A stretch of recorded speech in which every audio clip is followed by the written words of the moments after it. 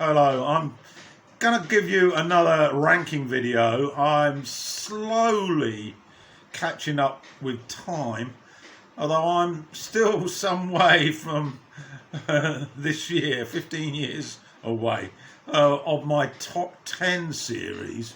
But I'm going to today have a look at 2006 and just a word about a few that didn't quite make that top 10. Highway Companion by Tom Petty, another solid effort by him, but nothing stood out at me on the listening, and I've listened to it a few times. Elton John's The Captain and the Kid, the sort of twin to Captain Fantastic and the Brown Day Cowboy, although it took 30 years for the twin to arrive. This is quite a nice album and got very close, I have to say. Flaming Lips, At War with the Mystics, is probably my favourite album by this band. They are chaotic, to say the least, but some of their stuff is psychedelic pop to the highest level. And also a quick word about Birthday by Beyonce. We don't get to hear much about R&B, soul divas, disco, hip hop on this channel, but I was certainly impressed with this one. And so those are the ones that just missed the cut, along with the Strokes, their third album, First Impressions of Earth. Briskly go through the top 10. At number 10 is La Cantina by Lila Downs. Those who follow my channel will know in these top 10 of the year, Lila has popped up a few occasions. This is another exceptional set of tracks, songs, sang in a number of languages. I just love that Mexican flavour that she provides at the table. And the ones to look out for here, La Cumbaya del Mall is a standout. 9, The Information by Beck. The more I listen to this album, and I've listened to it a few times recently, the more I like it. It's very solid, very techno, very upbeat, and it's very modern. And this guy is a huge talent. Think I'm in Love is very catchy. Soldier Jane, I like that. And Strange Apparition. And I'm trying to steer around to catch the titles if you're wondering what I'm up to. So that's The Information. At 8, The Town and the City by the Los Angeles-based outfit Los Lobos. Again, there's a strong Mexican feel to this blues outfit. Some of the stuff is extraordinarily good. Very tight, efficient band, light, nice guitars. And Chuco's Kumbaya is in my best on this album, as is The Road to Gila Bend and The Valley. A very, very good album from Los Lobos. To 7, Paul Simon's Surprise. Took some time for me to get into this one. It's very par for the course, really, for Simon. He's always offering a really challenging listen to his music. Although it's very easy on the ear, it's also at times very easy to forget it, although you know you've listened to something exceptional. Outrageous is one of the standouts on this. Wartime Prayers, Another Galaxy, and Father and Daughter. And of course he still retains that sort of South African feel to many of the tracks.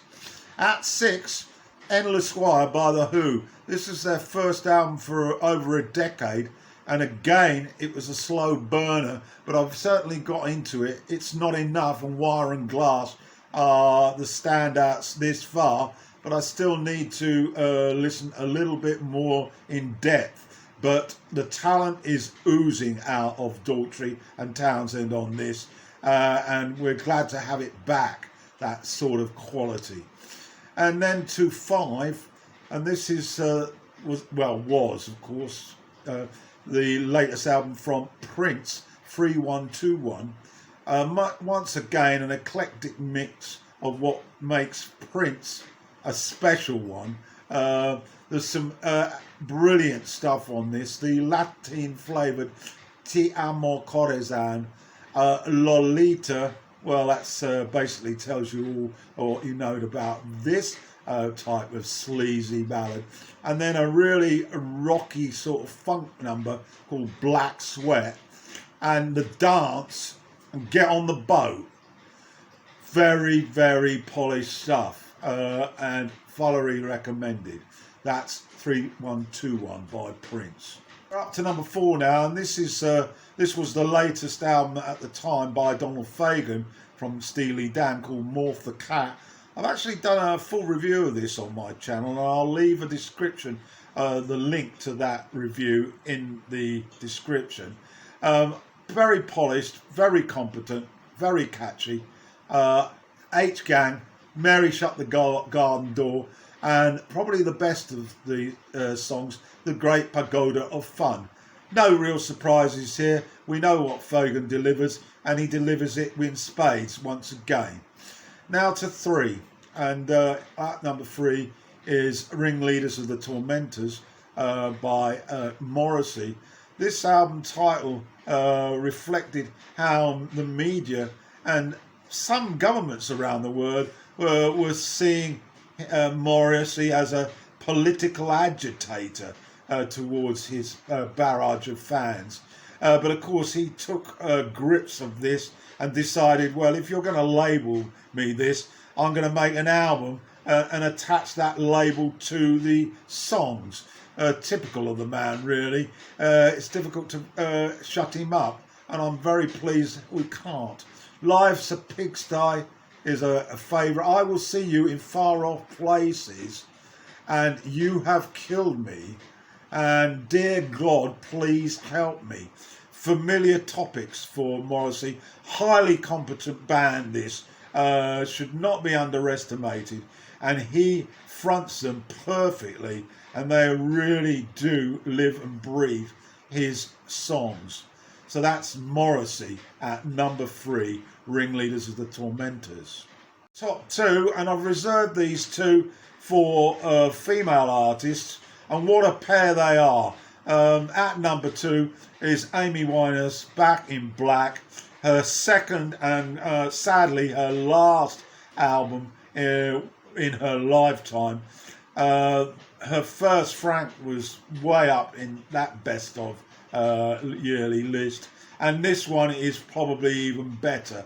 I'm currently doing a full review for this, and it's difficult really to describe the tracks that are the best, because uniformly it's full of stunners. But I've wrote down here, You Know I'm No Good, Me and Mr. Jones, which is a terrific piece of music, and Love is a Losing Game. Just saying the title makes me want to start crying. It's really amazing how this girl was able to get the 50s and early 60s sort of R&B soul feel and combine it with sort of modern sort of production, and of course that sort of jazz sort of gospel blues. Absolutely stunning, and what a great loss she was when she passed. And so now to number 1, and this was the debut album by a young lass from Leeds in the UK. Her name Corinne Bailey Ray. I shortly after this album was released, I saw a concert live at the Artist's Den somewhere in New York, I think, and it was a 45-minute show with her band, and it was absolutely tremendous. You felt like she was your sort of cuddly little sister. She had such a presence, an audience presence, and the songs were little gems, a mixture of sort of R&B soul with sort of folk acoustic styles and some nice sort of indie rock flavour. gospel tinges, and she comes from Leeds. And what an array of songs. Opens with Like a Star, which is probably befitting of what she was at that time, and still is. Put Your Records On, a huge hit. Sure, Past Your Heart, I love. Till It Happens to You, and Breathless. So that's a quick run through 2006, my top 10. I'll leave the links to YouTube for all of those albums, so you can just click on those if you want to get a taste of the flavour of the music. And of course, all albums have covers on this video, and I sometimes throw in a track list, not necessarily for all of them. So I hope you've enjoyed it. Another top 10, 2006. We'll be on to 2007, hopefully within the next 2 or 3 weeks. Stay tuned.